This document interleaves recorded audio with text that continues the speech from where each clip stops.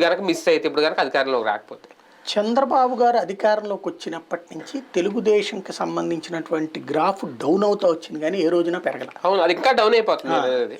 అది మొన్నటిసారి 2014లోనే ఆయన లక్కీగా ఆంధ్రాలో విజయం సాధించారు. అంతే, అవును. ఆ టైంలో పార్టీ మీద కంటే కూడా అంటే ఆయన ఏం ఆశించారంటే ఇంతకుముందు నేను చెప్పినటువంటి తరహాలోనే పార్టీ బలోపేతం అంటే ధనవంతుల్ని 10 మందిని ఎక్కువ మందిని తయారు చేసుకుంటే అని ఆశించారు కానీ పార్టీని సబ్బండ వర్గాలంటాం, బడుగు బలహీన వర్గాల దగ్గరికి తీసుకెళ్లే ప్రయత్నంలో విఫలమయ్యారు.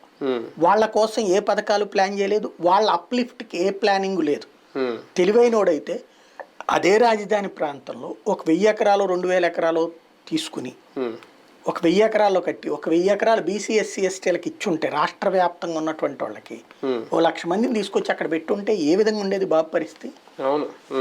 అట్లాగే ఏదైతే మన మండల్లో వచ్చినటువంటి అవకాశాల్లో అట్లాగా వాళ్ళకి ఇచ్చి తీసుకురావడం కానీ ఇక్కడ తన ఒక్కసారిగా మన రిచ్ లుక్లోకి వెళ్ళిపోతాడు ఆయన. సీఎం అయిపోగానే రిచ్ లుక్లోకి వెళ్ళిపోతాడు. ఆ రిచ్ లుక్లోకి వెళ్ళిపోగానే చుట్టూతా వచ్చే వాళ్ళందరూ కూడా బలిసిన బ్యాచీలే వస్తారు, అంటే పారిశ్రామిక వర్గాలే వస్తాయి. ఆయన ఏడకపోయినా పారిశ్రామిక వర్గాలే దూరతారు. ఇక్కడ వాళ్ళకి వాళ్లే బాగుపడ్డారు, ఆ బ్యాచీని ఆ బ్యాచీనే సెటిల్ అవుతారు, ఇంకా ఇంకా సంపాదించుకుంటారు. రెండో వర్గాలన్నీ పక్కకి వెళ్ళిపోయినాయి. దాని పర్యవసానం